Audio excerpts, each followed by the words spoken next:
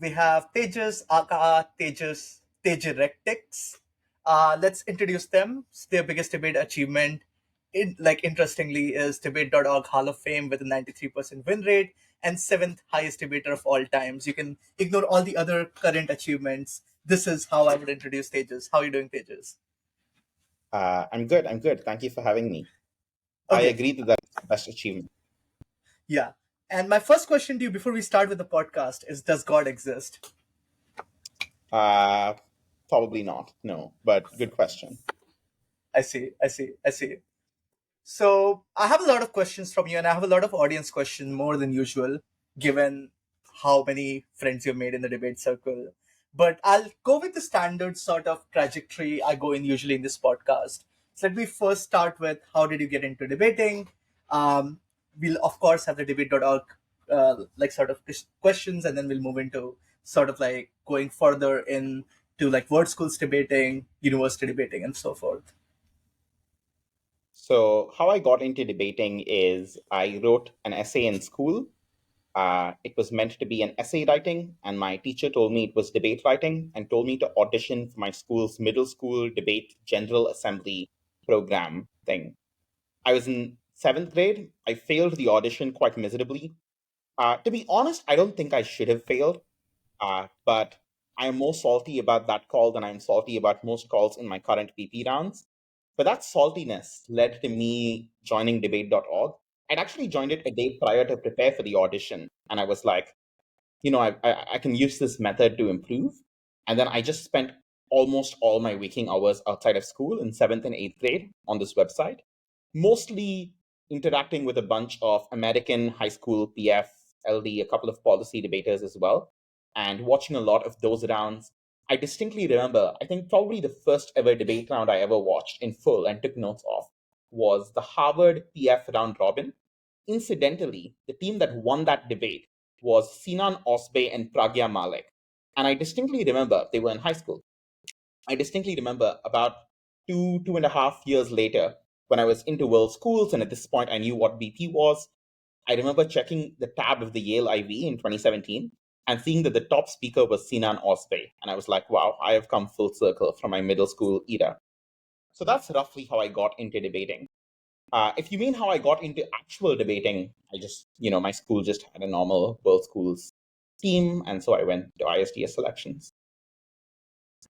I see. That makes sense. So before we go into like WSTC, I have two debate.org based questions for you. What is the highest quality debate you ever had on debate.org? That's a great question. Um, so I remember a bunch that were very high quality. There were two very closely contested ones I had against the same person named Hayden. One of them was about the death penalty, and the other one was about torture. And in both cases, I actually argued against the side I believed in. So I argued for the death penalty and I argued for torture. Um, and both of them ended in ties, and both of them were super closely contested. And I remember them being reasonably high quality, especially the death penalty one. I distinctly remember basically going through studies one by one and going through a bunch of literature reviews on the death penalty. Like there's a lot of like econometrics literature on capital punishment's deterrent effect in the US. And I do remember going into a fair amount of detail in doing that. So that's two that I remember off the top of my head, but there have been many others, and it's probably hard to choose. I see. And my second question is, given your university context now, what can university debaters learn from debate.org and what have you learned from debate.org? So I think debate.org was really the start of me doing two things that I still do in debating today. So one of them was debate.org was obviously somewhat based off of American high school debate, so it was evidence based. But the great part of it is you could do separate research for each round. So even while rebutting their arguments, you could do research, which you can't do in American high school debate. You have to rely on the research you already have once the rebuttal has started. And what that means is there's a natural progression to using relatively good sources like research and thinking about arguments in a relatively realistic way. And even if the debates are not very high quality and many of them are rather bad, it forced me to think about debate from the perspective of what's true in the real world. And it forced me to learn how to incorporate academic arguments into debating. And I still do it all the time. Like half my closing half extensions are because I read an econ paper. And then the second thing is the structure of the debate, the fact that it's just 1v1, the fact that there's many rounds after the constructive means it places a lot of emphasis on rebutting. And again, it's American debating based, so it's also flow based. So I had exposure to flow based debating before I did any real debating. And the natural advantage of doing flow based debating is you get very good at line by line rebuttal. So I would say those are two things that people could take that I think, especially in the modern era of debating, have become less important, like direct rebuttal and using examples and evidence well. I see. And yeah, on just that note, like my question is, what do you think is the right balance between direct rebuttal and integrated rebuttal? Because I remember when I was starting out debate, I was always taught that doing too much direct rebuttal is not good. You should try to integrate your rebuttals. And then if you go into like other formats like ABDA, we have to line by line everything, or it might just stand by. What do you think is sort of a good balance that needs to exist in this regard? So obviously it depends on your speaker position and your context. So in terms of speaker position, the context where you really might want to integrate rebuttal is if you're speaking first or extension and you have a large amount of material to put on the table and your partner has the opportunity to rebut. I do think there are many valid strategies to win debates that don't depend on large amounts of rebutting. So obviously you have the capacity to weigh your argument very well, or obviously you have the capacity to frame or set the debate's context in such a way that your opponent's arguments become less important. That said, I think it is very clear that there are a lot of situations where direct rebuttal is your best path forward. Those situations often come when your opponent is really good at weighing, because it's unlikely if your opponent is really good at strategy and weighing that you can either matter dump them out of the debate because they will just weigh your arguments rather than having to line by line them.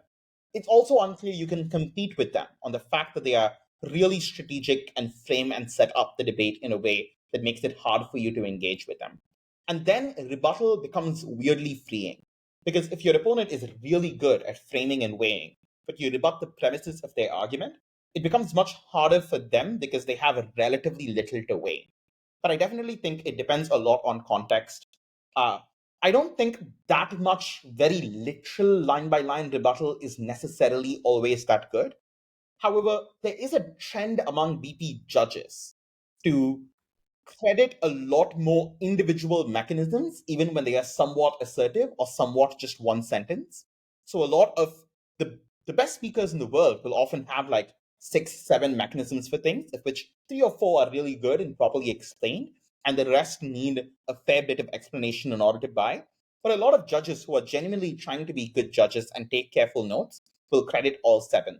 And in that case, sometimes you're very tempted to do line by line rebuttal, but I would recommend finding other alternatives. And I would appreciate a culture in BP debate where judges are more willing to just throw out reasons that aren't fully explained or are just sort of stupid. Yeah, yeah, I completely agree. And I think there's also some degree of coercive pressure to like add fluff mechs. So if you have like two mechs that you basically can run the debate in, but then you go around and say, I have 5 mechanisms, 3 of which are like just complete bullshit that you add to Yeah. add compete with the 5 mechanisms your opponent might give you, and you just Yeah. don't want to lose out in the numbers battle. And if you think about it, that's actually style judging. It's just a different kind of style judging. So, like a lot of the people who, you know, complain about matter dumpy speeches, very understandably, are critiquing them for lacking style. And they are saying style is dying in BP judging. But it's worth noting that in many of these cases, style is just taking a different form, probably a worse form, where it's just judges see that you are matter dense and use that as a substitute for assessing the quality of your argument. Nothing against matter dumping. I matter dump all the time. I have a lot of appreciation for some of the best matter dumping speakers. But I just think the fact that you are matter dumping does not mean you are automatically credited or automatically good. And the question instead is whether you are good at it. Yep, yep, I totally agree. So Other than this tangential question, let's move on to the same trajectory. Now you're in word schools. Tell us a little bit what it was like being on India's word schools team, the kind of environment it was, the kind of training you did. Other any other sort of thing you want to add there? Yeah. So I didn't expect to make the World Schools team in ninth grade. I got rather lucky, and I did. And from that point on, India and World Schools is quite a bit of intensive training. We do a couple months of a fairly intensive camp. Well, it's like 1 month immediately before World Schools, and then another month sort of distributed across the year as weekly camps or 2, 3 week camps. And usually it's just a large amount of spars, a large amount of feedback for those spars, a large amount of preps, and drills on specific things that we as individuals are weak at. And all of that just comes together in a lot of intensity and a lot of work. And at the time, it does cause you to be tired, and maybe a little stressed out. But especially a few years on after World Schools, I'm growing to appreciate just what I had and that intensity of coaching. The fact that it was probably my first experience working really, really, really hard on something that I just personally cared about rather than something I was forced to do by academic expectations or social pressure. And so, in many ways, it was very life transforming for me. That's like roughly how the World Schools experience goes. And it was roughly like this all 3 years. But I'm happy to talk about more specifics if you want. Yeah. So on word schools level, what are some of the, I would say, best debates you've ever had? So what are the debates that you like the most, even to this date with your BP experience? Yeah, sure. So I can go through some really good debates that I had in each year. So in 2017, I still remember the quarterfinal that we dropped in. The topic was about whether we should have an automation tax. I was a non speaking member, and it was Hemant, Chaitanya, and DJ. And they were opposition, and we were against Singapore. And Singapore was the only team that had beaten us in rounds in 2017. And they had also knocked us out of World Schools 2 years earlier. And the debate was a 3-2 split and a very close debate. I do agree with the call. And I distinctly remember Singapore's performance being very, very, very strong. So their team, their PM was Wei Shu Yang, who is currently at Harvard. And he gave what I would probably give today an 85. It was just a very detailed, a very preemptive PM. It wasn't a matter dunk. It was just one argument made very, very, very well and very, very clearly in favor of an automation tax. And I think from that point, we were slightly on the back foot. But I remember, Hemant and Chaitanya and DJ putting up a really tremendous fight. So that's one round that sticks in my head from 2017. 2018, there are a much larger number of really good rounds. Our final was excellent, probably one of the best World Schools finals in recent times, in my opinion. Um, Apart from that, in 2018, so I personally really liked a lot of our rounds. I really liked our quarterfinal against Bangladesh. I also remember that because my current debate partner, I met him in that quarterfinal, and that's the first time we met, and that was a very high quality debate as well. I really distinctly remember our round six because our round six was against England, and England were the finalists the previous year, champions 2 years prior, and India had never defeated England before. And so it was just such a tremendous milestone to actually beat England. And the topic was about advertising. And I remember DJ giving a really strong speech. I think one of the judges gave him a 78 in World Schools, which is a very, very, very high score. In 2019, and I'm largely excluding debates I did against trainers. On Team India, I had to debate Harish a bunch of times. And those were good debates, but only in the sense that they were very one sided, which is people like Harish would just come and destroy us, right? So I'm not sure how much you can categorize them or characterize them as good debates. But Harish was sufficiently good that I'm sure the average speaks of the round are just like inflated by his speeches. But I'm looking for things that were more holistic and really well fought debates. So in 2019, I remember, so there was a pre-Worlds tournament in Chennai. It was called the Chennai Mini, with just a few teams. And we hit probably our biggest competition at that tournament was New Zealand, the New Zealand team from that year. And it doesn't get talked about very much. but it was a bunch of people. Distinctly remember Grace Bayless, Will Price, a bunch of others.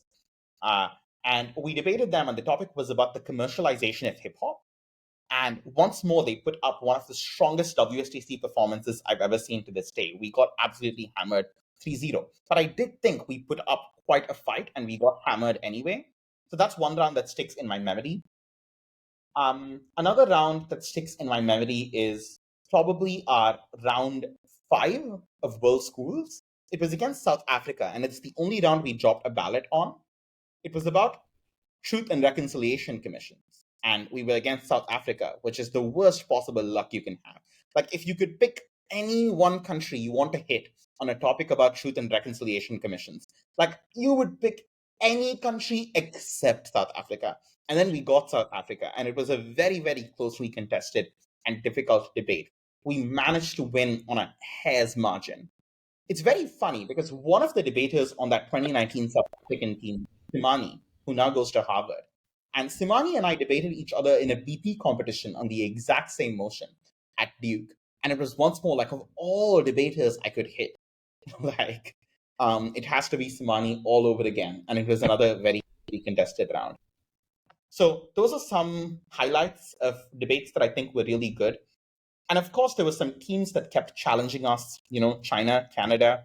They were sort of the teams that we were most scared of throughout all those years. Uh, and then one final note I will make is probably the speaker who terrified me most at WSTC, and again, a speaker who doesn't get talked about nearly as much as they deserve in sort of WSTC legenddom, is Rachel Tate, who was England's third speaker. I remember we once debated them on breaking up Amazon, and Rachel comes up at third prop, and she just launches this devastating line by line of us. People often called her MG for machine gun, and that's exactly what she did. And I think uh, at WSTC at the time, it was not very common to have like really line by line matter dumps in speeches, especially because it was quite style focused at the time. And people like Rachel Tate and Naomi doing it made it much more possible for future speakers in WSTC to be a bit more substance focused, as a lot of debaters in WSTC are now. And I think we should appreciate speakers like that. So the second question I now have on word schools related is more about the development of the Indian word school circuit. So I want to ask you that you were there, especially as India was rising in terms of competitive success in word schools debating. Um, how do you think it has developed? How much do you think debating on a high school level in India has progressed, and where do you see the future? Yeah. So debating certainly seems much more popular now, and there's way more opportunities for students, especially since the pandemic, in order to debate online, as well as a bunch of new in person competitions that have popped up across the country. So I guess the context for this is World Schools debate in India started in about 2008 formally. And what happened is we had an organization, ISDS, a nonprofit that was founded in 2008. It sent a really young team to World Schools in DC that only won 2 of their rounds.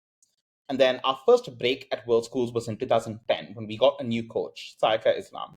And Saika is widely considered one of the greatest, if not the greatest, debate coaches ever. And Saika coached the 2010 World Schools team to a break. And then we broke again in 2012, 2013 under Saika.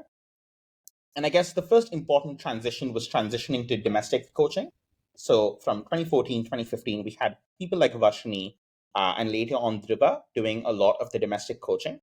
And I guess throughout this period, India just kept getting reasonably stronger over time. And then I think the 3 years that I did World Schools were sort of the 3 years to be on Team India, because it was the 3 years that were really the breaking point, in the sense that each of the 3 years was setting a new record for India. And I don't think we had a 3 year stretch like that before. So I got very lucky to enter Team India around this point. So in 2017, for example, we broke fourth, which is vastly higher than India had broken before. And we won 7 out of our 8 rounds, and we dropped in quarters. And that was sort of seen as breaking the Octos jinx, right? 2018 was the first power pair WSTC.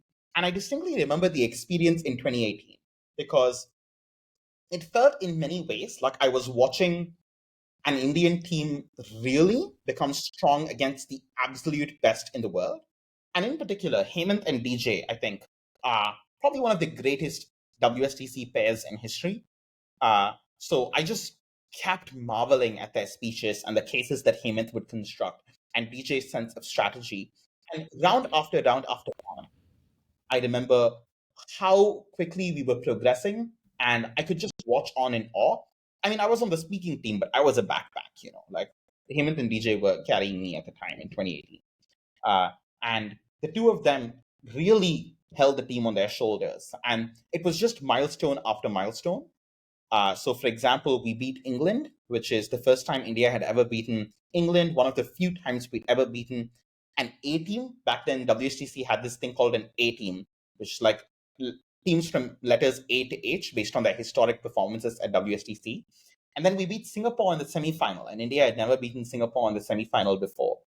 Uh, so it was a lot of setting milestones of that nature from the very start to the very end of the competition, including taking second, and then DJ becoming the best speaker in the world. And so 2019, in many ways, was just an extension of 2018. So Hemant and DJ sort of set the tone for us to do well in 2019. Since then, I've obviously been reasonably involved with schools debate in India online. So in 2020, I CA'd a bunch, and the spurt of online tournaments really gave a lot more kids the opportunity to practice and get good at debate because they were able to debate on Zoom. And I think, if anything, India squads are just going to get stronger over time. The Indian national team that I saw this year is one of the strongest I've ever seen, maybe one of the strongest WSTC teams I've ever seen. And all five of them are eligible to return. Three of them are eligible to return for 2 years. I don't know if they will, and like they have to go through selection processes. I don't know any of this. I don't know the details. But the fact that pretty plausibly we could have a team that's very close to the team we just had is hopefully terrifying for every other WSTC team out there. I'm always rooting for India, but I'm also always rooting for WSTC to be a great tournament.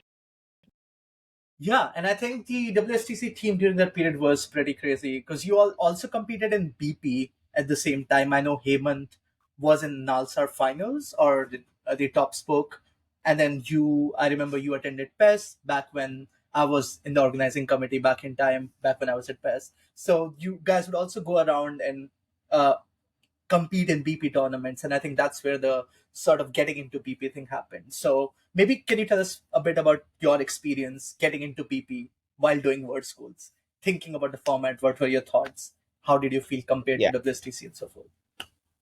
So I did very little BP. So Hemant did a bunch of BP, right? Hemant top spoke the two biggest Indian BP tournaments as an 11th grader, IITB and Nalsar. In like almost consecutive weekends, Hemant went to both and was the sole top speaker of both, which is ludicrous. Like Hemant got an 83 from Dan Lahab as an 11th grader. I was not like that. I had very, very, very little BP experience in high school.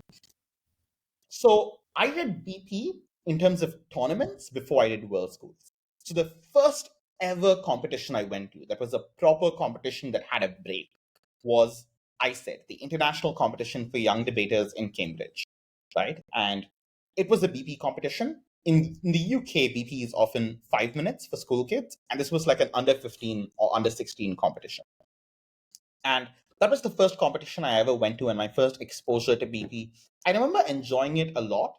Certainly, the 15 minutes of prep and being on closing half are very scary things for like someone who's 14 or 15, who's just starting out debates. Like, I was terrified of closing half. We didn't really have an idea of what an extension was meant to be until a couple of days before the competition. In fact, I remember we were also very unprepared for the nature of BP in the UK. So we had trained thinking it was 7 minutes. And then we learned on the day of the competition that it was 5 minute speeches. And we sort of had to adapt that way. So we were certainly very new to the notion of doing BP in school. We had an excellent coach, and the coach was Chan Sriram. And Chan debated for Nalsa and was probably one of the best Indian BP debaters around that time. I don't think we appreciated just how strong a speaker he was because we didn't speak against him that often. But if you look back on some of his videos, you genuinely realize that. And he also quartered at Australs. Um, and so that gave us some exposure to BP. And then I was sort of motivated by this and I went to PES, right? I didn't break at PES, I was quite poor. Um, and after that, I largely didn't do any BP. So I did two tournaments, one under 15 tournament, one Indian University tournament. Uh, and then I just stopped doing BP basically.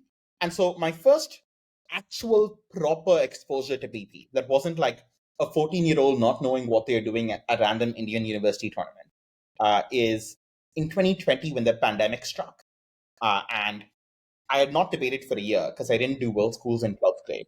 And I felt like debating, and all the accessible online tournaments at the time were largely BP tournaments. Well, I started out with 3v3. I did UNSW pre Australs. But then after Australs happened, a lot of the competitions of the time were BP.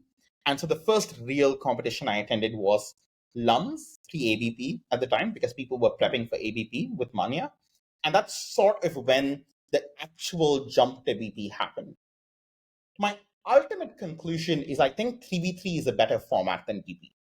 So if I could do just Asians or just BP, I would choose just Asian. And the reason for this is BP is very gamified, right? It's a lot about the strategy and the game of 4 teams. And a lot of people love that. But the reason I debate is I like talking about things, like talking about global issues. I'm not that into the game part of it, of like bench weighing, for example. I never really understood bench weighing. I'm much more into thinking about issues and using this as an avenue to express myself on those issues. At the same time, the thing I appreciated most about BP relative to world schools was the relatively less emphasis on style and the increase in the quality of judging. And both of those were pretty big contributors to me really liking and sticking on in BP. Because in world schools, I always felt constrained by style. I think some amount of style is good, to be sure. But in world schools, it's as important as content, at least on paper. 40% speak along with content. That's also 40%. And so that felt pretty constraining. And I was sort of uncomfortably trying to get at rhetoric and trying to get at humor. I eventually got reasonably good at rhetoric and humor, but it felt like I wasn't doing the type of debating that I enjoyed doing the most or that I was most natural at. And BP gave me that opportunity. And that's sort of why I stayed doing BP.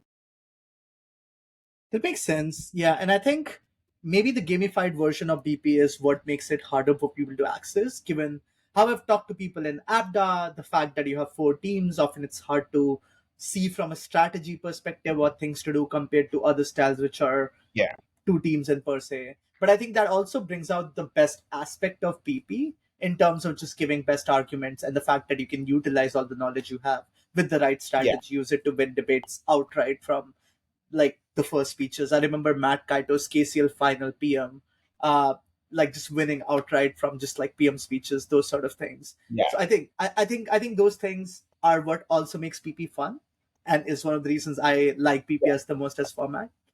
That's Okay, go ahead. the one thing I would add is I think the best thing about BP personally is not the game part of it, but the fact that the existence of a closing half forces you to make more novel and interesting arguments. So you can never just get stuck in the pipeline of memorizing a bunch of stock arguments and throwing them there. Certainly, you can be somewhat successful doing that. But that's sort of antithetical to debate as a learning experience, and debate as a way of engaging with interesting ideas. And so the existence of closing half effectively forces a lot more teams to make arguments they otherwise wouldn't have thought of, or read more widely than they would have otherwise. And that seems like a good thing. Yeah, yeah, for sure, for sure.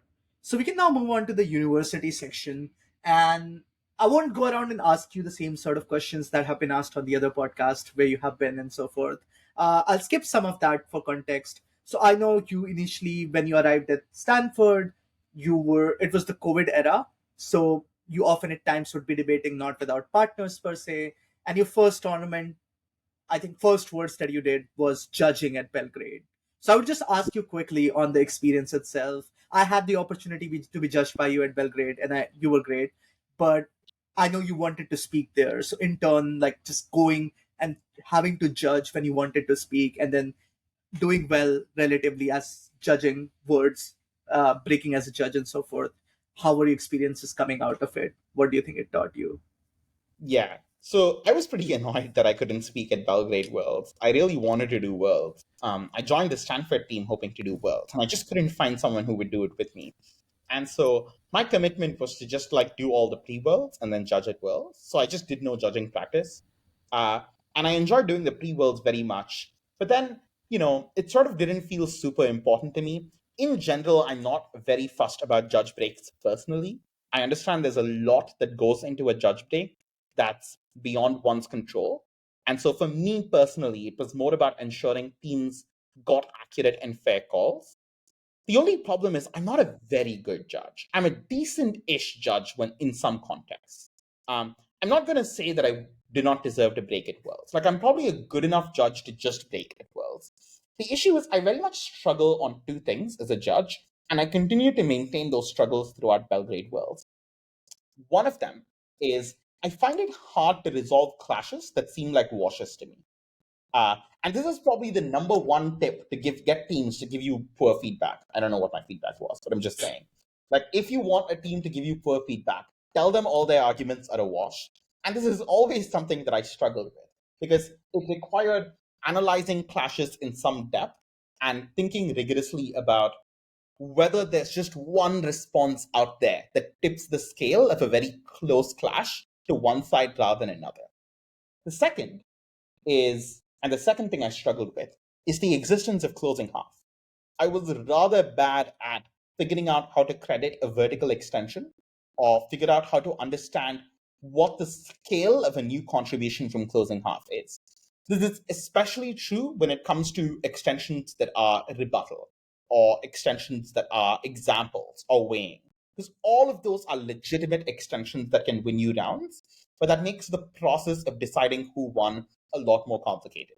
So if you got a rogue call from me at Belgrade Worlds, I very much apologize. Uh, I tried my best, I guess. No, yeah, you gave me a second, so I'm happy. Like, I, I, I I, meant I, audience more broadly, not like yeah, not just. I see. No, yeah, I personally like your judging generally, but I think this brings us to a very interesting question on judging paradigms, on judging contributions. So, as you mentioned on washes, and I think that's one issue a lot of debaters also face when judges call what is not a wash wash and what is a Yeah. wash not a wash. And I think that distinction becomes really hard often at times when things are not a wash and judges are like, oh no, this was a wash. And when things are a wash, judges are like, no, one side won it. And like substantially. So what do you think your opinions are on general on this and how much you've experienced this as a speaker?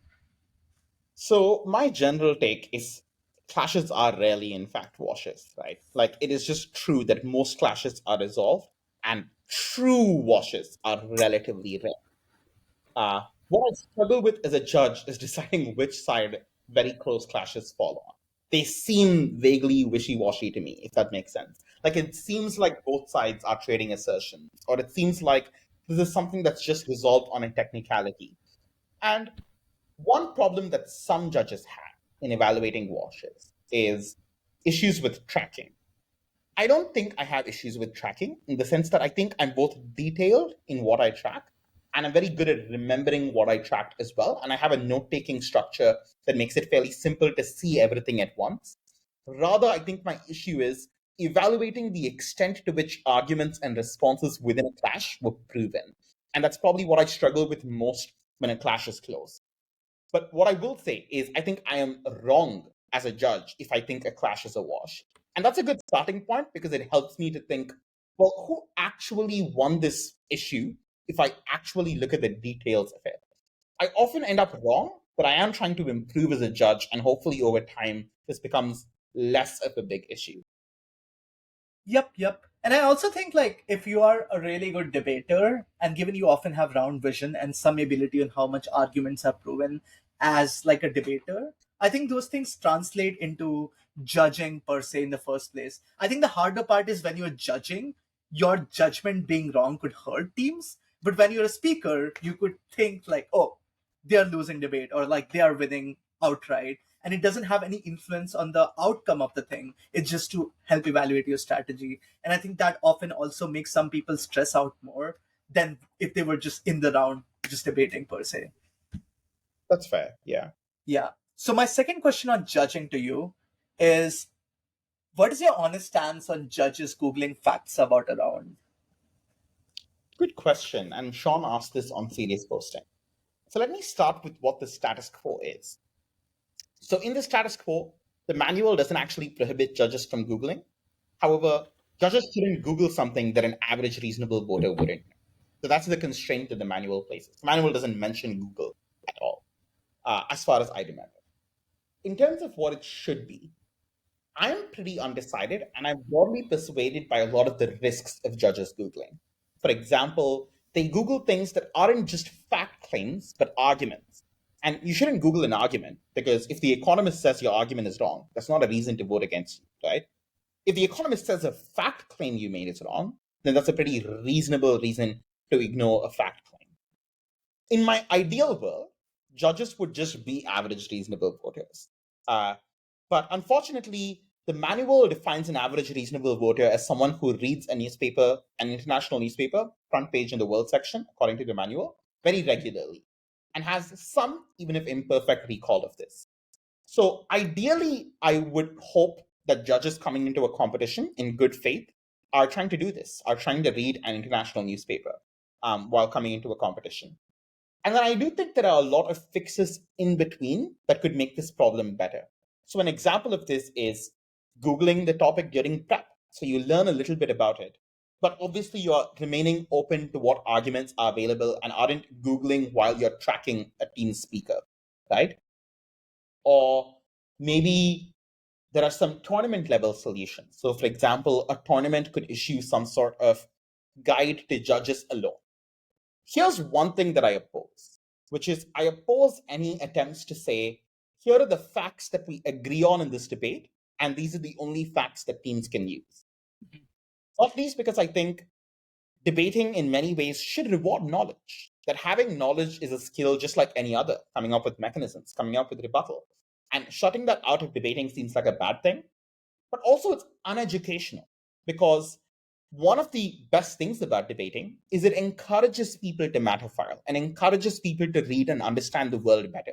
And so if you make debating, and if debaters know they're going to get the facts on a document and they're going to be the only true facts, that on the margins reduces the incentive to try to learn about the world or learn other perspectives. And I think that's probably bad for this as an activity. So overall, I would say I don't think judges should, in general, Google while around is happening. I think it's fine for the manual to be somewhat ambiguous about it as it is right now. I wouldn't advocate changing the manual to input anything. But I would say it is good practice for judges who are judging at an important competition to read the newspaper regularly and to maybe Google the topic while that is happening. And it would be interesting for CA teams to think about ways to give information about the topic to judges alone. But obviously, don't say this is the only information you can consider. So that's the spectrum of things that I would say. Yeah, and I've thought about this idea of giving like packets, information packets to judges. I just think like it will change debating very substantially, as you mentioned, in terms of rewarding knowledge. So this is like, for example, giving someone an opening book in a chess tournament, right? Because like learning about openings and doing homework while playing chess is also part of playing chess itself, right? Yeah, that's true if you give information packets to speakers, but not to judges, right? Yeah. But I also, yeah, that's true. I guess that's fine. Yeah, that's fair. That's fair. So now on takes of just like judges, let's go into like you as a speaker, and I'll just go into your more ambiguous audience questions that I get in terms of your debate paradigm, things you like, things you not like. So, but before I start that, I have a tangential question from an audience. What is the most fascinating reptile? The most fascinating reptile is the reticulated python. Um, it is the longest snake in the world and the third heaviest after the green anaconda and the Burmese python. It's named not for its more obvious features like its size, but rather for the fact that it has a pattern of reticulation that's very distinct on its scales, and you can actually see them. And I've always found their behavior very interesting and very interesting to think about. That's number one by a reasonably sizable margin, I would argue. I see. I see. I was very confused by this question when it was given to me by audience, but hearing your answer, I think it's all worth it. Uh, yeah. So, firstly, my first question, which is like another audience question, is what is a moral hazard? Moral hazard, as many viewers hopefully know, is when basically you have some sort of protection against risk and that causes you to take more risks. And in particular, taking more risks that hurt third parties. So, classic examples of this might be a bank that has deposit insurance, might be, or a bank that has some possibility of being bailed out, might take more risks in terms of the types of loans it issues. And this could hurt third parties. This is sort of different than the risk compensation, which is you compensate for the risk, but it doesn't necessarily hurt a third party. And moral hazard arguments are everywhere in debating. And I'm sure whoever this anonymous questioner is has seen me use this argument a lot of times. It's a very useful argument. Others should do it too. Yeah, yeah, yeah. Remember, whenever you can't think of an extension, moral hazard is your way to go.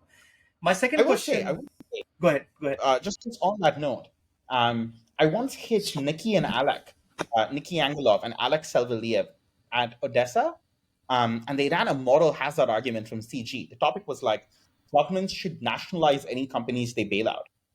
And this is a sort of hard argument to prove because you have to be like, why is nationalization the one margin that will cause companies to take more risks, right? If they are not nationalized, like why are they scared of being nationalized, but not as scared just of the direct costs of failing?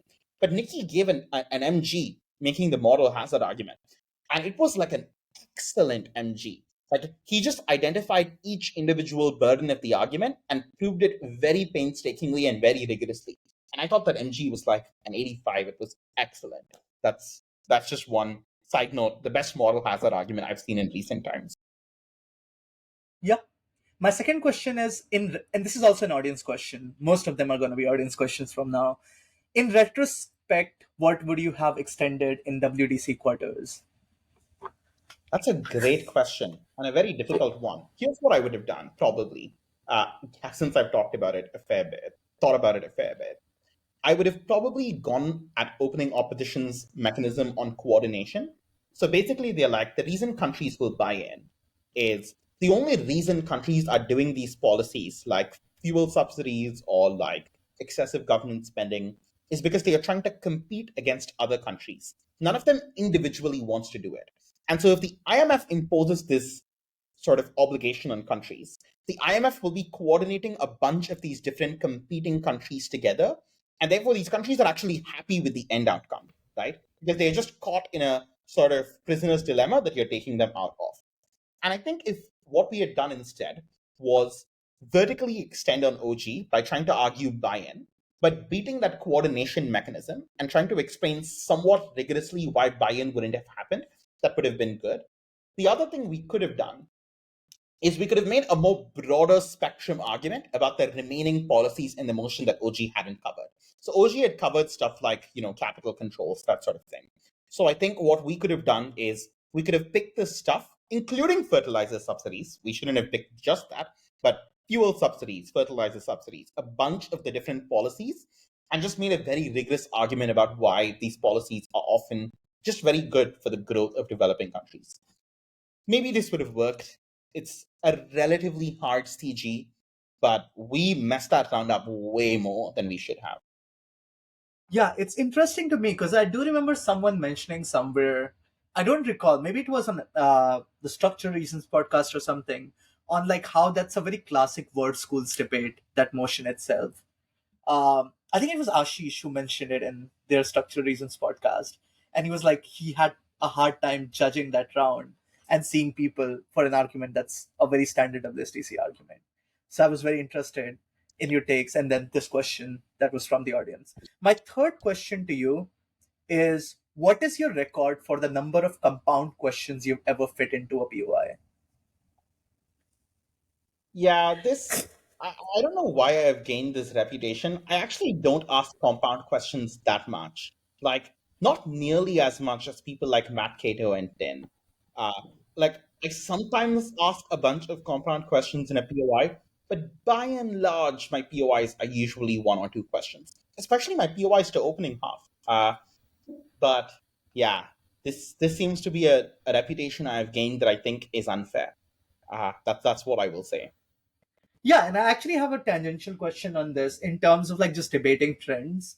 So I feel like nowadays it's more common to ask a bunch of compound questions in your POIs to other teams, especially in order to win. But I remember when I started debating, I would look at POIs and people would have like destructive POIs about edge cases that just break down all the logic in your case per se, right? Or some other sort of stuff. POIs that were just simple one-liners that were just very destructive on the core premise of your case. And now the movement towards like more matter dense POIs that are trying to Yeah, basically do responses. What do you think about this trend per se? What do you think you prefer per se? I actually definitely prefer the shorter, simple questions. And my reason for this, despite the previous question that I once more maintain is unfair, uh, I prefer the shorter questions. And the reason why is the very long compound questions, even if you can fit them within the 15-second mark, are just a lot less, they have a lot less clarity associated with them. They are often repetitions of things a speaker is about to repeat anyway. And it's often the case that, as with any other matter dumpy argument, you just don't get to explain them well enough and you end up being super fast in asking them. And so the judge often doesn't get them down either. So I much prefer the POI approach, which is just like one question or one piece of rebuttal. And at least my POIs to opening half tend to just be one piece of rebuttal. I see. Yeah, and that makes sense. I think it's just the kind of matter heavy trend and matter dense trend has led to more matter dense POIs because like people aren't running just one big argument anymore in that sense, and you want to do most damage as you can knowing that people won't take usually more than one POIs. So you just want to somehow fill that response from opening half that you can't in that sense. Uh, that's fair. That's fair. Um, I have some other questions. So this is a question I also asked Matt, and then I'll also ask you. What is your take on high burden arguments? Yeah. Uh, so I guess let me instead offer my take on the whole like hybrid and arguments doom thread. The one where people just make crazy cases. The one Rumen and Alec were commenting on. I'll start by highlighting the things that I agree with, and then I'll highlight my disagreements with them. So here's what I agree with. First, I agree that people make crazy arguments too much, way too much. And also, judges are willing to credit those crazy arguments. And this is a bad thing for debate. So, the sort of primary premise that they are going for, I totally agree, is a real trend in debating. The second is I completely agree that how much effort you put on proving an argument has to be proportional to what the size of its impact is or what the scale of a difference you are claiming is. So if you're saying the topic makes a huge difference, in all likelihood, you have to prove that argument. So those are two things that I broadly agree with, Rumen and Alec on. And Nikki as well, I think, was commenting. And then let Yep. me highlight what I disagree with. What I disagree with is sort of using common sense and plausibility as a filter to intervene against arguments. So it is okay to do this in contexts where the plausibility is used as a filter because there are clear real world cases that show this argument is just factually false. It's also totally fine to use your plausibility to credit responses. So if GovBench responds to a closing opposition extension, highlighting that it's implausible, certainly your sense of whether it is plausible will shape and should shape how much you weight that response or how much you credit that response. But I think there are a couple of problems with a norm of dismissing high burden arguments outright. And I do want to note, it is actually not that uncommon for judges to dismiss a high burden argument outright. So a good example of this is in the Cape Town partial double octaves about the World Health Organization and whether it should put restrictions on antibiotics. Um, there is a reasonable argument that goes it should restrict antibiotics because antibiotics contribute to factory farming, and that's bad for animals. But that's an argument that has an additional burden of showing we have to weigh and care about animals. And a lot of judges, therefore, just discounted that extension, even though it was run by a fair number of teams in the Cape Town PDO. And I think discounting high burden or high impact arguments out of hand is not great for a couple of reasons. The first one is it's often more unrealistic. And the reason why is I think one of the central learnings that I've had from economics is people respond to incentives, even small incentives, a lot more than you think. So economics has the whole nudge literature, right, in behavioral economics, that even small nudges can shape how people act. But maybe that's debated in the literature. I guess the most simple example is even aside from nudges, even small incentives can translate to meaningful changes in behavior, or elasticities are often higher than you think. So a good example of this is a lot of news media articles when gas prices are going up will say, well, people really need gas. So even if gas prices are going up, like they're still going to go to the gas station. But in reality, when gas prices go up, people drive less and people go to the gas station less. And I think there are good examples of even tiny margin incentives causing actual behavioral changes. Here's one example. A lot of economists said that if you introduce a requirement to have seat belts or airbags in cars, that could actually increase the risk of car crashes. And the reason for this is a driver who's wearing a seatbelt feels a little safer and hence can drive a little rasher. Now, that's an incredibly high burden argument if you made it in a debate, because it's like no one wants to get in an accident regardless of whether you have a seatbelt, right? That's the immediate common sense response of a lot of people. But if you do careful research of this, there are pretty careful studies. They're not decisive or conclusive, but they're pretty careful and they use like causal inference strategies to sort of isolate causation from correlation that suggest that, in fact, the introduction of airbags, for example, did have an impact on increasing accident deaths. And the fundamental reason for this is even small changes in incentives, like a small decrease in your chance of death when driving or when an accident happens, can motivate you to drive a little bit rasher, even if it seems sort of weird at first. And here's a simple thought experiment to convince you of this. Imagine I told you tomorrow that your car no longer has any seatbelts or airbags. Wouldn't you drive a little safer? Wouldn't you be a little more scared? And if that's true, then the inverse is also true, right? And so the first observation I would make is a lot of arguments that seem high burden or way too high impact at first are often true. And certainly that means debaters should put work into proving the burdens of those arguments. And certainly some judges just do not impose those burdens on debaters. But I think it is possible to go too far and discount them out of hand. And I know a lot of judges who would discount the seatbelts argument out of hand if it was run in a BP debate.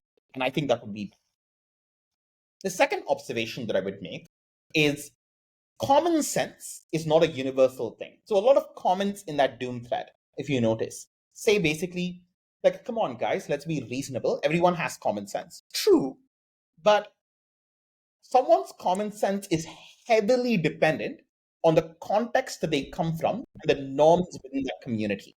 Now, obviously, one problem with that is if you haven't read as widely or about a different country where an argument is plausible, you simply won't credit the argument, right? Another problem is it restricts the number of arguments that can be made in debating that go beyond the standard paradigm of what debaters believe. A good example of this might be conservative arguments. Many judges might find conservative arguments less common sense in debating, right? And thus discount them. And that would be very bad because, conservatives are a big part of the population and debating has to represent those types of arguments. Another good example of this is I'm one of those people who takes the risk of extinction from AI pretty seriously. I'm not saying it's like a very, very high chance, but I think it's reasonable to think that there's a small risk this happens, and we have to take measures to prevent this from happening. And this is something a lot of actual computer scientists and ML people believe, right? So Stuart Russell, who wrote, along with Peter Norvig, the main book on artificial intelligence, genuinely views this as a serious threat. He wrote a book, Human Compatible, about it. But there are a lot of judges who I know, again, in debating, who would look at an argument that says AI will kill everyone and just view it as a crazy sci-fi argument and too high burden to possibly prove in a debate, right? Now, it might seem like I'm not disagreeing with Alec and Rumin and Nikki on very much. Because I am saying there are implausible, crazy arguments. And I concede their point isn't just don't run high burden arguments. Their point is prove all the burdens when you do. And judges should expect you to prove all the burdens when you do. But if you read some of those comments, they certainly suggest that some high burden arguments are too high burden to prove in debates. And in those contexts, judges should discredit them. And I think that's going a bit too far, especially when you impose burdens that are often just responses. So, what I would say is I agree with them about 40% of the way, and I disagree with them about 60% of the way. But I agree with them that there is a serious problem. And that problem is people run very obviously implausible arguments, often arguments with rather big impacts on like narrative motions, and they end up getting credited. One final thought, and I realize I've gone on a long tangent about this, but just one final thought. This, I think, ties into the problem we described earlier of judges being willing to credit matter dumps, even when a large fraction of the matter in those matter dumps is terrible. So if you have 4 reasons and 2 of them are reasonable and 2 of them are insane, I've noticed a lot of judges who will notice the first 2 are reasonable and credit the insane ones as well unless someone responds to them. And I think that is dangerous because it creates the possibility of VP becoming more like a flow-based format like APDA. And that seems bad because one of the biggest merits of VP is it forces you to make more plausible and more grounded arguments. So in short, high burden arguments are often more realistic. Many small changes have big changes to people's incentives and big changes to impacts. So it is okay to run high burden arguments. At the same time, there are lots of arguments that are sort of crazy that are being run now and that are credited and that probably shouldn't be. Hard Yeah. balance to strike, but that's my take. Yep. I totally agree with that. And I really found some of the things you said very interesting. Because I think, like, especially in debate, running behavioral economics arguments are really hard compared to Econ Yeah, 101 microeconomics arguments. So even though, like, people will make the generic stock supply demand everywhere or, like, law of diminishing marginal returns. And they also often don't explain it in the sense they will just throw those words around and they're bought with that context. But if you try to make behavioral economics argument in some capacity, I think they're really hard to buy against that like yeah, tangible sort of like economic. And even as you go, yeah, as you see economic development, Adam Smith economics has become less and less relevant compared to like 30 years ago as more economists are looking into more behavioral economics and how it affects things. I remember reading Sandel's What Money Can't Buy. It's a nice book by him. And I remember I'm trying to remember like 3-4 years ago, run like an argument in debate based on I'm having a hard time remembering. And then it's yeah, yeah, it's just yeah. yeah. So yeah, So let me just add a couple of small things there. So one of them is I completely agree with your point, which is debaters often don't appreciate behavioral arguments so much. And that's one of the problems with debaters emphasizing structural reasons so much. So, what is a structural reason? It's a reason about a structure or about an institution, right? And fundamentally, behavioral economics arguments are more like individual than structural in their nature. But the reason the word structural reason now just means reason is because debaters got used to only making structural arguments and didn't know how to make non structural arguments. The second point I would make, however, is even Econ 101 economics is subject to this. Like the seatbelts argument I made earlier is not behavioral econ. It's like quite literally Econ 101. People respond to incentives, right? Like it's moral hazard, basically, which is Econ 101. So even if you think people are rational agents, that's perfectly reasonable. The third point I will make is about the book you mentioned, which is debaters don't credit arguments about virtue ethics or communitarianism. Like Sandel is like not virtue ethics adjacent, right? Sandel. And virtue ethics is like about 1/3 of moral philosophers believe it, but debaters only know how to make arguments that are either deontology or consequentialism. Like they don't know how to break beyond those two molds. And that's another example of a place where sort of debaters' understanding of what common sense is causes them to discount a whole branch of philosophy and a whole branch of economics as crazy in their heads. Because debating has these sort of weird norms, and it's important to have norms that push more innovative arguments or more intellectually rich arguments that come from real life traditions of intellectual richness.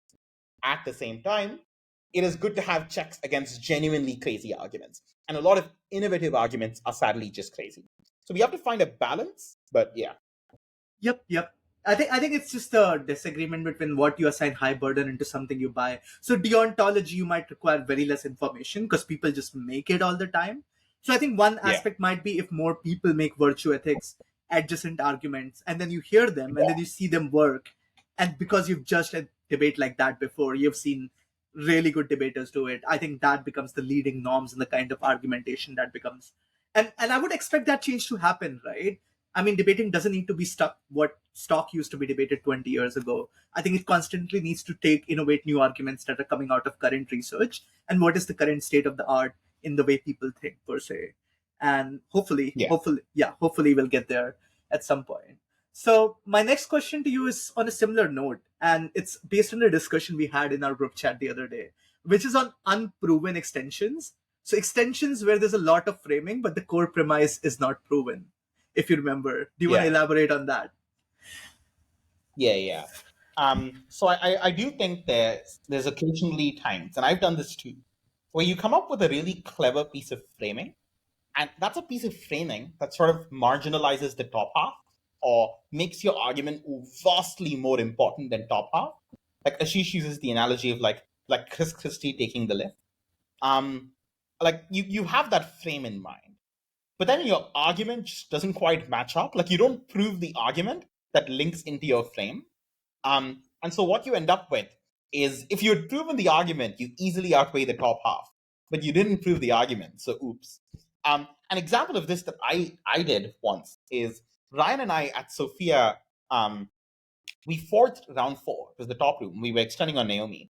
Extending on Naomi is always hard, but we had a bunch of arguments left on our document. Um, and we ended up going for the following argument, which was basically so the topic was something about college education, right? And we ended up basically figuring out an interesting frame, which is the vast majority of people don't go to college, right? 6% of the world goes to college on balance. And the reason for this is obvious, which is even if college education is accessible, the opportunity cost is too high. And so, if we could come up with an argument for how this affects all the people who don't go to college, we could win the debate. And the topic was like universities should consider like teaching ability rather than research outputs while awarding like salary, right?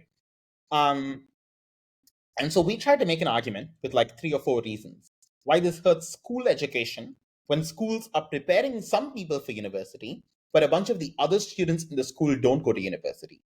But the problem is, even if that's a plausible argument, which is sort of uncertain, we didn't spend much time proving the mechanisms.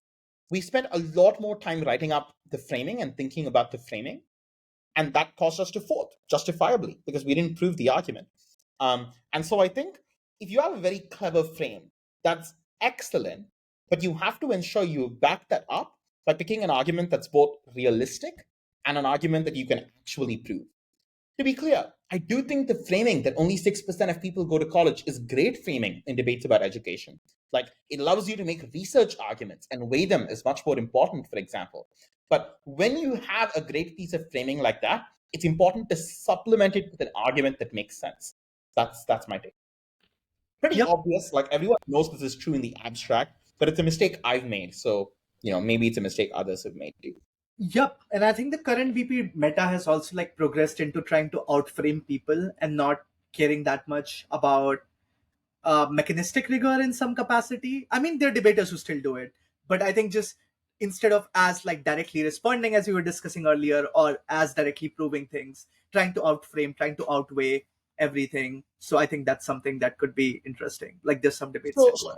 I think I slightly disagree with that because I do agree that framing has become a lot more important in debating over time, and we can debate about whether it's a good or bad thing. But I mean, I'm one of those people who like thinks debating has improved over time. But I think like a lot of the debaters of older generations, or like debaters in historical tournaments, like if you watch old debate videos, even if they don't use the word framing, they do a lot of the stuff that's like framing, but then not rigorously proving the argument. A Mhm. great example of this, by the way, is the Euros final in 2014. It is won by CO, right? It was won by a team from Sheffield.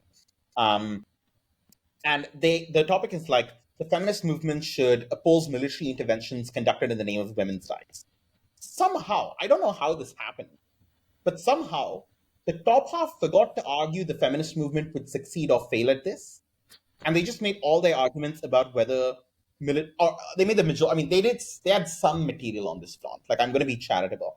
They did have some material on this front, but by and large, their arguments were instead about whether intervention was good for women. And so the Sheffield speaker comes up, closing opposition, Adam Hoxie. He comes up and he points out, like, this is crazy. Like, no government has stopped an intervention because the feminists opposed it, right? Which is true. And he makes this claim and he says, therefore, the team that wins this debate is the one that shows that, the feminists taking a stance actually matters. And so his extension, basically, is if the feminists oppose these military interventions, people will be like, you're not actually standing up for the rights of women. We don't like you anymore. And that reduces their donations. A very good argument idea. And certainly, I think he wins that debate. But if you actually listen to his speech, he does very little first to prove that feminism is that peripheral. He says these are peripheral organizations, but doesn't actually prove it. And then he also does relatively little work proving that this actually causes a lot of people to dislike feminism, or that this particular thing, which is like not getting on board a military intervention, makes people think you're not standing up for women. Especially since obviously the feminists are going to be like, no, the government is lying to you. This intervention doesn't help women. So why will people like think the feminist movement doesn't stand by women? There's a lot of burdens in that argument that he doesn't meet. Now, in that debate, it was enough because he had framing, and the framing was enough to win the debate. And it's not a bad speech by any means because it's a very good example of how to use framing to win a debate, right? Um, the only problem is like it's a great example, I think, of this phenomenon where you get a great frame and you don't do enough to back up that frame with a rigorously proven argument. And I think the burdens on proving arguments rigorously are increased over time, especially in Europe, but also in other circuits. Yeah. I think I worded my opinion like slightly unclearly. So I wasn't comparing before time. I was just saying compared to different parts of argument, people sometimes don't push enough for mechanistic rigor and try to focus on outframing, outweighing.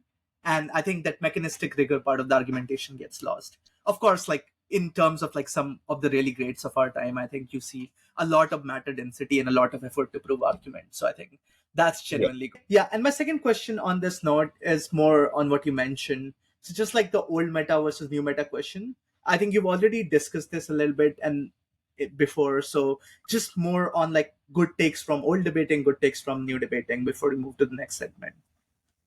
Yeah. So all debaters, I appreciate two things in particular about them.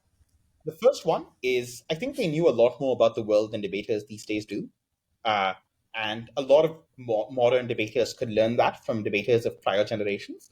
And even when they come back to debate at modern competitions, you can really feel it. Like when someone like Harish or someone like, I don't know, John Papantonio, one of those older debaters comes back to debate at a competition, Yanko, you can really sense that, sorry, Yanko is not an older debater. Uh, City, you can really sense that a lot of these older debaters knew a lot more about the world than current debaters do, and you see it in videos as well. Like if you see a video of that Belgrade team, Helena and City, they just like drop spec all the time, and it's very useful and it's a very effective demonstration of how to use it in rounds. Or most of the great old debaters do a great job of this.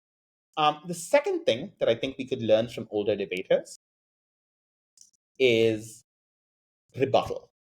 Older debaters were a fair bit better at rebuttal, I think. I don't necessarily think that if modern debaters did rebuttal, they would be making worse responses than older debaters. Because the thing is, rebuttal is not a fundamentally different type of argument. So, insofar as modern debaters have gotten better at constructing arguments, if they actually tried to do rebuttal, they would plausibly be better at it than a lot of debaters of older generations. But the problem is they don't try. Like a lot of modern debaters don't actually make an attempt to do direct rebuttal, even when it's strategic or good for them to do so.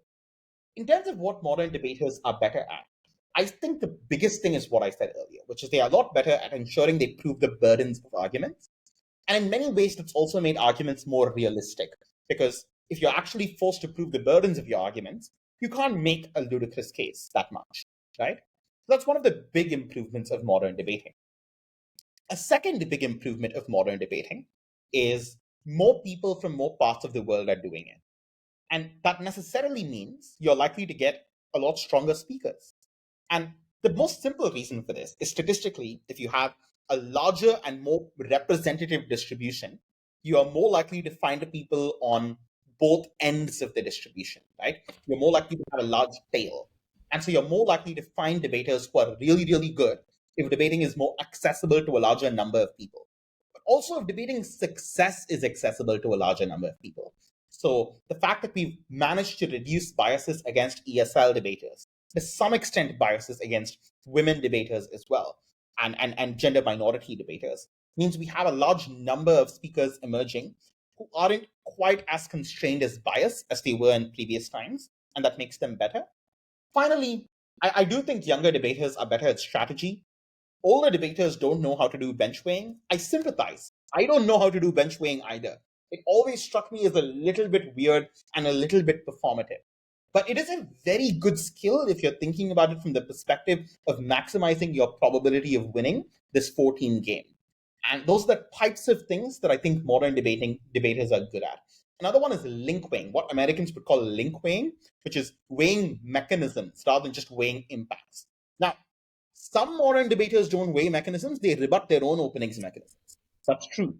But a lot of good modern debaters don't do this. They actually weigh the strength of mechanisms without ever disagreeing with their openings mechanisms.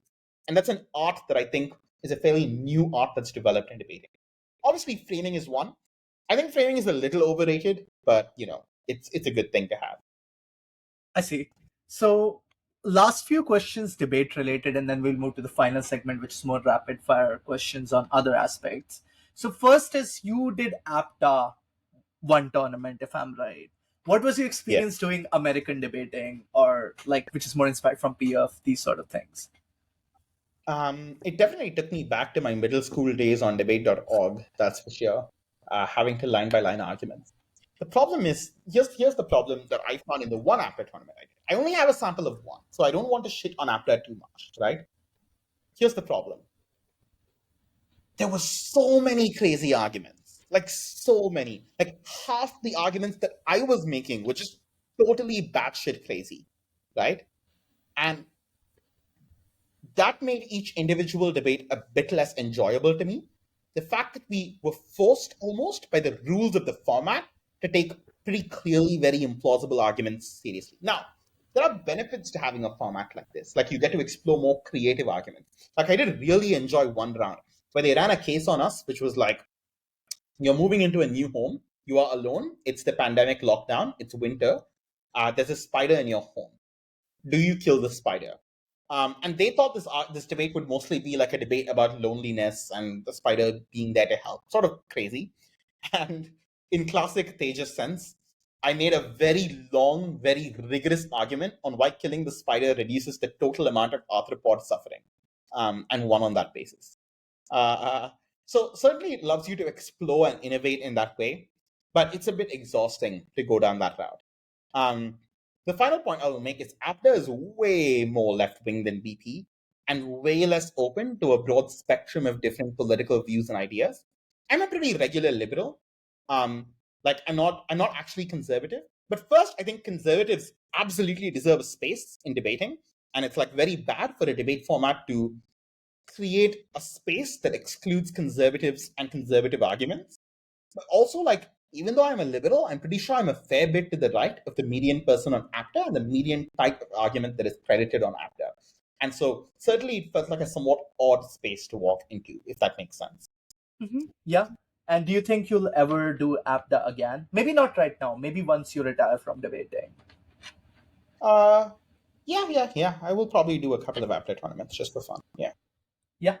And if people don't know, you're still an APTA novice, so you can come and terrorize novice breaks. So that's fair. My second I would be really question. bad at Go that. ahead. That's a problem. But yes. Yeah. But you'll be there.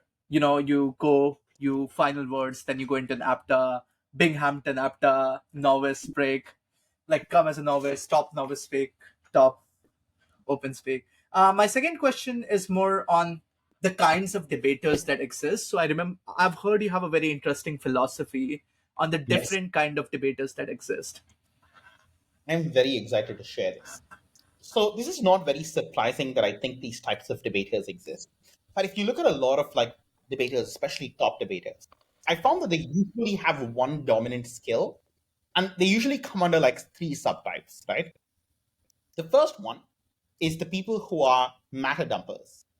And these tend to have a few features. Like I'm categorizing them like they are, I don't know, Pokemon. I've never played Pokemon, but I assume this is how it goes.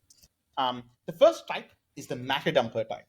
So these are people who are very good at making a large amount of different arguments and coming up with large amounts of content. Some of them do it in a blippy way. Some of them do it in a well-proven way. Especially these days, people like Matt Cato and Naomi prove their arguments quite well, but they still mattered up, right? And there's a sort of a trend in debating for a lot of debaters, especially debaters who just break to world's PDOs, world's octos, that level of very strong debaters. I would say matter dumpers are quite well represented. Um, I distinctly remember, especially in Asia, I've seen a substantial growth in the number of people who I would consider employing a strategy of debating that's just making a large number of arguments very well. NASA from University of Tokyo does it quite well. The second type of debater is destructive speakers. So these are speakers whose primary strength is rebuttal, and their primary strength within prep tends to be having a pretty reasonable bullshit filter. There's some intersection with matter dumpers, but certainly one of the primary things these debaters tend to do is they tend to like basically destroy another side's case. Rebuttal to some extent is, as Milosh would say, a lost art, right? But certainly there are speakers throughout history as well as today that really reflect this destructive norm. So throughout history, like Danny Dubois, and how well he line by lines arguments, or Harry Elliott, are people who I would consider destructive. And in modern times, I would guess Toby from Ateneo would certainly fall under this category. Sophie from the University of Sydney would certainly fall under this category. I probably would go here, right? And then the third type of speaker is a type I find very interesting, which is they are people who are very good at making a small number of arguments, but winning with them. And by a small number of arguments, I also include a small number of responses. So, Ashish calls them type 1 cases. A type 1 case is where you make one argument, but you prove them very well. Whereas a type 2 case where you try to have many different paths to victory. Um, so, if you are a speaker who wants to win by just proving one or a couple of arguments, you end up being very good at a couple of things. The first thing that you end up being very good at is proving very well and very rigorously the burdens of the argument. So if you watch Hadar debate, for example, she'll often just make one or two arguments, but she will prove them so well that you find them almost impossible to take down. And as someone who is like trying to destroy an argument when I look at it, I find Hadar really hard to rebut for this reason. Or if you look at Matt Moriello, he really does this, where he will identify every possible burden, preempt every possible objection while making an argument. The second thing you have to be good at is anticipating the debate before it happens, especially if you're in top half. Because if you're in OG and you're only making two arguments or one argument, like your opponents could well rebut all your arguments, right? And try to outweigh you because you don't have that much content on the table. And so the way you fix this problem is by trying to anticipate what will happen and incorporate enough contextualization and enough preemption, which together is like framing, such that it's very hard to do. So if you look at a Bisser speech, for example, or if you look at Bisser and Maria on first prop more generally, their first props often start with, here is a big objection we expect from opposition. Here are like 4 reasons this objection is not true.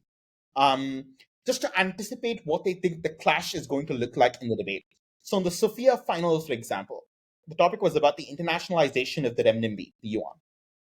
And Visser just starts off with a bunch of reasons why Chinese economic instability is likely to stabilize. And even if it remains unstable, that won't translate directly onto the currency. And he spends a large amount of time on this framing. Another person who is exceptionally good at reading the debate before it happens is DJ. So I debated with DJ in World Schools. And in prep, he would just open the first minute in prep being like, yeah, guys, so this is the big clash that's going to be in the debate at the end of the third speeches. So what can we do preemptively to break this deadlock that's going to emerge? That's sort of like anticipating the debate before. The third thing these speakers tend to be good at is reading the debate while it's happening and having substantial amounts of weighing of the arguments that you're making, given the reading of the debate that you do. DJ is a phenomenal reader of debates. He can tell you what the call is before his speech starts, and he's likely to be accurate, right?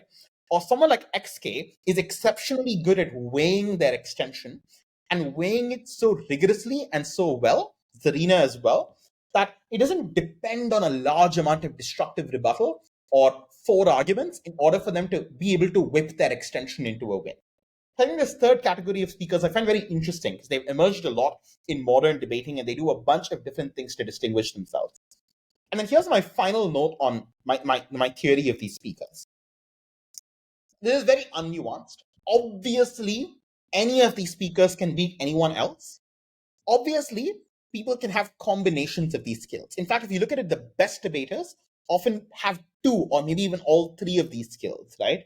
So if you look at Tin, for example, he's a matter dumper, but he also has phenomenal strategic sense of the round and is quite good at framing in his PM and doing preemption. So a lot of these speakers do a bunch of these things together. And the other bit of nuance is obviously anyone can beat anyone else within these categories. But here's an advantage trend that I've noticed, a bit like rock, paper, scissors. I have noticed that the third type, the most strategic type, let's call them the strategic type of speakers has a bit of an advantage when it comes to, on average, more often than not, holding skill levels constant, beating the matter dumpers. Because they're like, okay, you have 12 arguments. I have this one well proven argument. Let me just spend a lot of time weighing this one well proven argument super well. The matter dumpers are very good at beating the destructive speakers. And I can tell you this from personal experience because I'm more of a responsive speaker. And the people who have the most wins against me are people like Naomi, people like Tin, people like Matt Cato. And the reason why is if I'm overwhelmed with content, it's harder for me to just rebut them out of existence, right? You need to have some strategy, some framing, some weighing to really take down someone with a lot of matter on the table. However, the destructive speakers tend to be good at beating the strategic speakers. Again, not universal. Many times I've lost to many of these strategic speakers, many destructive speakers have. But the one thing is, and I said this earlier, if you're very good at weighing an extension and framing an extension, but the mechanism of the extension is taken down, then the weighing and the framing sort of collapses, right? A little bit. So on average, I've noticed the destructive speakers tend to be on average good at beating the strategic speakers.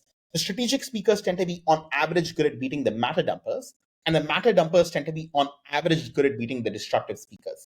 I would be interested in doing like some sort of like checking the data on this. I mean, just arbitrarily define some speakers as matter dumpy or not based on your own judgment, and then see if these win records sort of reflect this somewhat bizarre theory. But I have noticed it happen anecdotally. So that's my theory of debaters. It's a it's a very random and very nerdy theory. I didn't actually think about this rigorously, but it's just a thought that occurred to me at some point, and I thought I should share. Yeah, you talk about the three kind of debaters that exist. I think it's probably interesting, at least from your end, to try to classify certain people who exist, since it's your theory, and I think you'll be best at classification. And then look at, for example, the summer season and see how they performed against each other. I think that's definitely an interesting model to pursue and how people think about it. So my last debate sort of question to you before I move into like more general questions that exist that I have for the last 15 minutes of the segment is on the basis of who do you think is the GOAT? So, who do you think is the debate GOAT? And I know you've Okay. answered in the Structure Reason podcast, but if you want to add something, feel free to. Okay. So let me start with an unconventional answer, which is I think it's two people, Lewis Bollard and Sela Neville. Very strange answer, but let me explain. Fundamentally, here's what I care about in debating. Debating is a game, but for me, it's a little more than a game. It's an opportunity to learn a bunch of things.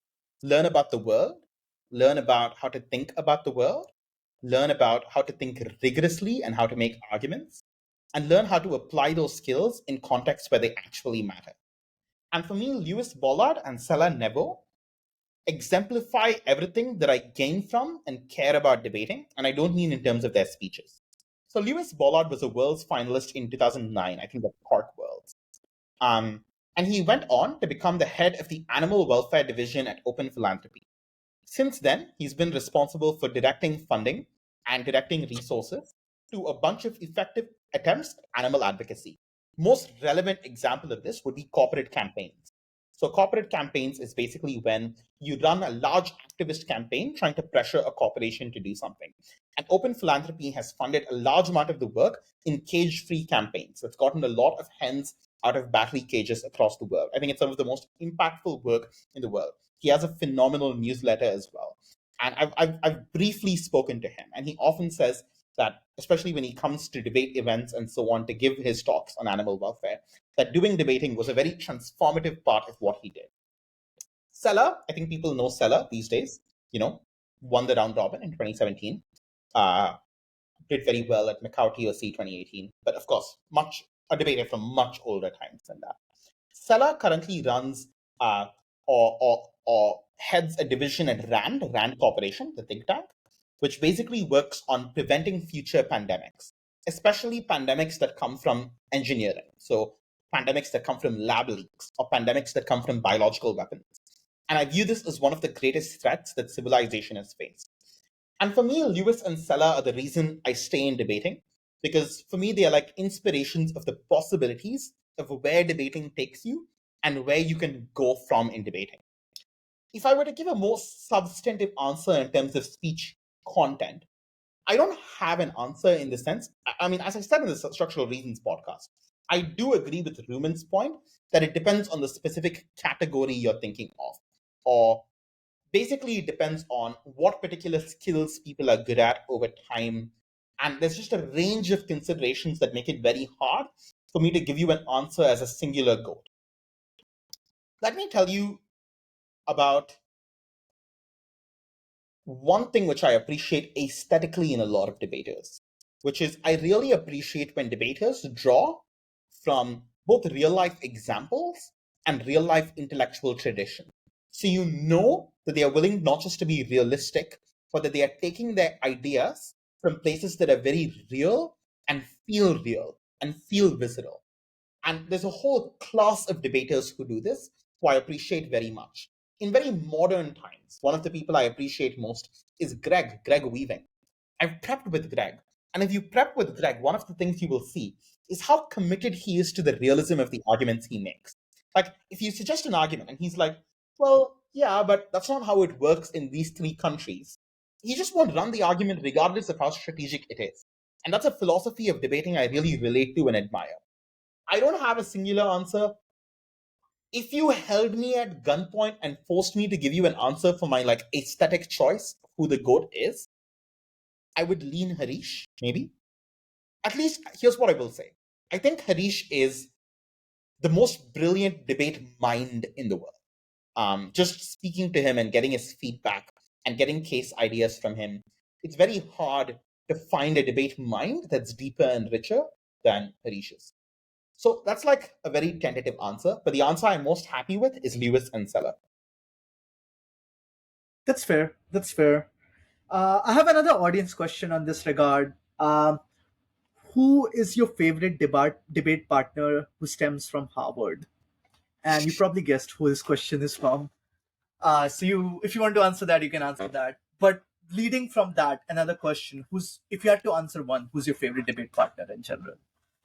So let me give you some highlights into a bunch of debate partners I've had and what I liked about them. Let me build some suspense before getting into the top two. How about that?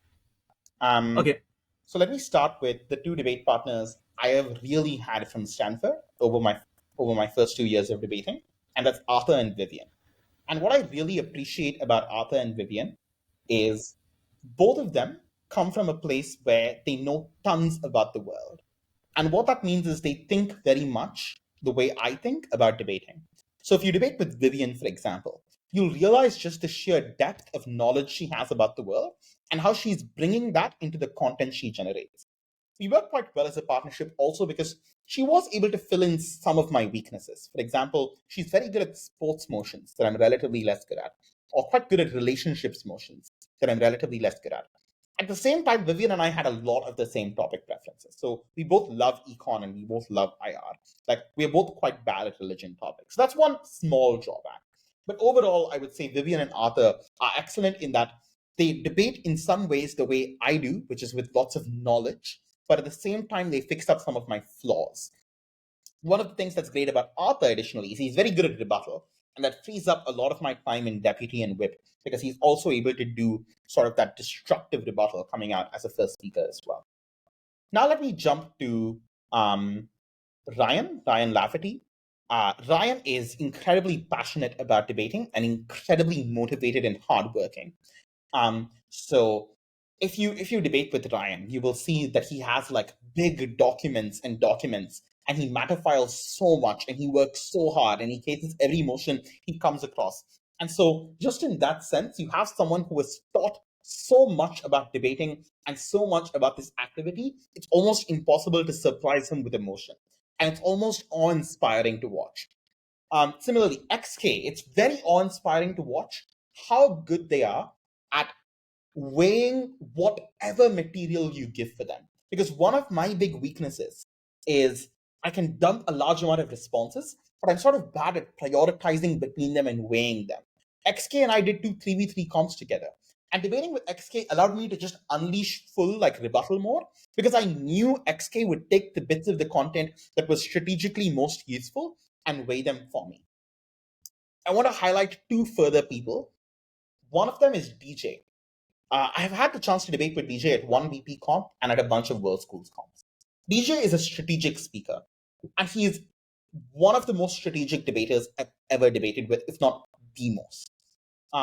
Just the sheer sense he has for what the debate will end up looking like, as well as what the call of the debate is. It's like he's simultaneously approaching the debate as a judge, a debater, and as someone who's seen the debate before it's even happened. And it's breathtaking. And he combines that these days with a pretty big knowledge base. When he debated in university, he didn't read that much. But especially when we debated together at JHU, he just gotten into reading a lot about the world. And so debating with him at JHU was actually terrifying. Along with Naomi, DJ might be the best debate partner I've ever had, just in terms of the strength of his speeches. He averaged 84 at JHU. Like, he came back after not debating for a year and averaged 84. People don't do that, right? So that's DJ. Next is the person who I've debated with the most times, period, and that's Manya. Right? I have just debated with Manya in more debates than any other debater in the world, in BP, in World Schools. Now, a lot of the other debaters that I've named so far, I've basically said, it's great that we have skills that complement each other. What a great coincidence that we have skills that complement each other. Manya and my skills complement each other, but it's entirely endogenous. Our skills complement each other because we were trained to debate as a pair. So we spent basically 2 intensive years, 6 months in each of those years. So much work and so much energy was put on us to basically complement each other's skills. Because Team India 2019, like the first and the third speakers, right? We were coming in and we were responsible to win rounds as part of a team. And so we were almost engineered to be a debate pair that works. And so Manya is fantastic when I like spout 25 ideas at her in prep, picking out the ones that make the most sense. And she knows the way I think, and she knows the flaws in the ways I think. So we work exceptionally as a debate team. So that's all the suspense. Now let me jump to the top 2 debaters. They're a tie. I can't pick between them. They are a tie. But if you ask me to worlds done with anyone in the world, and I didn't have any institutional barriers, these are the 2 I would pick. The first one is Matt from Harvard, Matt Moriello. And again, it's not an order, just do the top 2. So Matt and I have debated together a large amount. Matt works incredibly hard on debate and is unbelievably committed to self-improvement. I would say Matt complements my skills in debating more than anyone else because his skills are precisely my weaknesses and my strengths are precisely his weaknesses. He is fantastic on soft motions and religion motions. He is great at picking which arguments to run and proving them absolutely rigorously.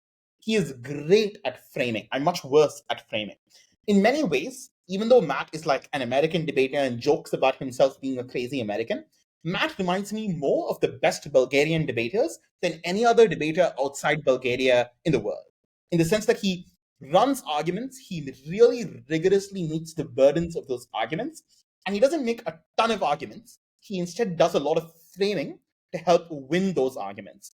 And those are precisely the skills that I struggle with as a speaker. At the same time, Matt may not be as strong on topics that are about, hard economics or something like that. And coming up with large amounts of argument spamming may not come as naturally, and that's where my skills come in. So we complement each other's skills exceptionally well. The final point is Matt is exceptionally knowledgeable about the world and comes at debating from the perspective of that knowledge, which for me is one of the things I take most from and I enjoy most in debating. The second person is Katie. I've only done 2 BP tournaments with Katie. I've done a lot of world schools before. And those were the 2 most enjoyable tournaments of my entire life. Here's the thing about Katie. Katie and I think extraordinarily similarly, but he's like a smarter version of me. So he comes from the same perspective. He reads a lot of the similar people, but he's just a brilliant mind. And I don't mean a debate mind, I just mean in general. And that sort of translates into debating. So he's really able to tell which arguments are plausible and which arguments are not. And he's very committed to the plausibility of those arguments.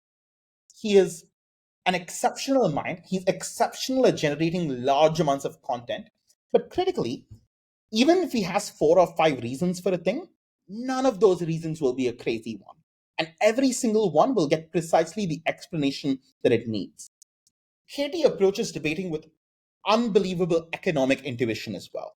Like, he is obviously an econ PhD student. He has an intuition for what people's incentives are, what economic argument. So, an economic argument is any argument that's about people's incentives. And he has an intuition for what people's incentives are. And he has a bullshit filter for whether an argument about people's incentives makes sense or not, that I think is unparalleled.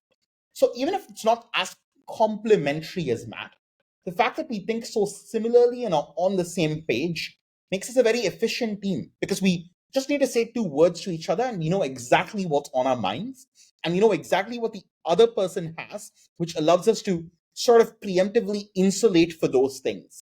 And that's a very efficient partnership, and also a partnership I find a lot of joy in. So those would be my top 2. Yeah. So my last question for you is, what do you think is the worst debate call you've ever gotten? So anonymize sources or anything that's identifier. What do you think is a debate call you didn't like or the worst debate call you had? So in around 2016, when I started out debating, the ISTS selections were largely with teacher judges, so English teachers, social studies teachers, judging debate tournaments. They are Indian CBSE English teachers and social studies teachers. You can roughly imagine how that went. Let me give you some highlights. Once the topic was this House would ban nuclear energy, we lost the debate, and the reason was the thing about debating, Kana, I'm quoting a teacher, is you have to you have to state your point, but you can't say no, you are wrong. That's rude. You have to state your point, but accept their point as well and come to a compromise. That's the purpose of debating. And you didn't do that, and therefore you lose. That's one extreme exceptional highlight. Another exceptional highlight is we got a win. Probably a win we deserved, but nonetheless a win, where the teacher said the reason we won is we used words like exacerbate, which proved that we had excellent vocabulary, in fact, better vocabulary than when she was our age. And that's an extremely strong reason, of course, to give a win in a World Schools tournament to the proposition team. Cool. So now let's go into some rapid fire questions that are non-debate related. So the first question I have for you is like your takes on useful and not useful careers. Okay. So I guess the takes that they're looking for are I don't actually think there's not useful careers, but I do like it when, as I said before, debaters use what they've learned in debating to try to genuinely have substantial impact on the world. This doesn't have to be just for the purpose of social good. It could also be working at a company where there's substantial scope to have influence, or trying to change the world in some tangible way and make it a better place. Even if you're not going in with that intention, I have a lot of admiration for people who use those skills in debate to do that. Of course, doing that also comes with a bunch of other things like privilege, and a bunch of things that are outside our control in terms of the types of careers we can access, the types of preferences that we have. But I have great admiration for people who use those skills to do a bunch of good in the world. So, on that note, I have a question. What is your take on theoretical academia? Like, do you see it as useful? Do you see it as not? Because that's some Good. retrospection I've had in terms of influence, right? That in the same set, you can do more applied work that changes and influences people compared to like being more Yeah. theoretical. I've always wondered about what the scale of the pipeline is between academic research and real world impact. It's certainly plausible. Like, obviously, there are many academics across the world who have transformed the world in many ways. Many of the people in the world I admire most are academics. Michael Kramer is an economist who is a professor, for example. At the same time, it is true that for any marginal academic, it's quite unlikely that doing academic research or jumping into the tenure track translates into a direct pathway to having real world influence. I think it probably varies a fair bit depending on what area of academia you're in. I'm definitely coming at this from the perspective of academic economics. For a very, very long time, I was on the track to do an econ PhD and go into academia. And this is to some extent what's making me rethink or reconsider uh, my prospects as someone who wants to do an econ PhD. Just the possibility of having a direct, scalable impact from working within an academic institution. Yep, and that makes a lot of sense. Now the last two questions I have are on chess because I also knew you play a lot of chess. Would you ever do competitive chess, that is, play on over the board chess tournament like you do debating? Certainly not at the scale or the level of rigor or competitiveness that I do debating with. But I would be very excited at the prospect of going to like a blitz or a rapid competition and trying to play there. I don't have it in me. I don't have the patience to do classical chess. Like, I have friends who do classical chess. Like Katie plays at classical chess tournaments quite often. I don't have the patience or sort of the energy to do that. But rapid chess tournaments, that sort of thing, definitely seem reasonably exciting. Although I certainly wouldn't pursue them with the intensity that I pursue debating. Yep.